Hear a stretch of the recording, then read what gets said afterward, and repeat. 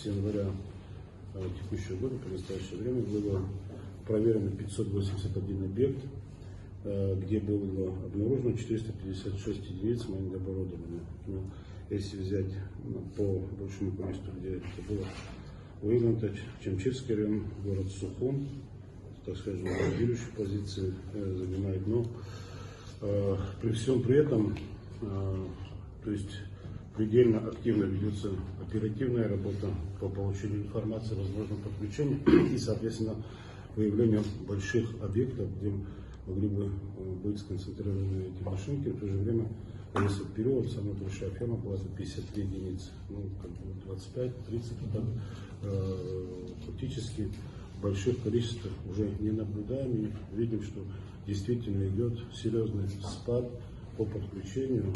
и я думаю, это все связано с комплексом мероприятий, которые осуществляются, в том числе и фактически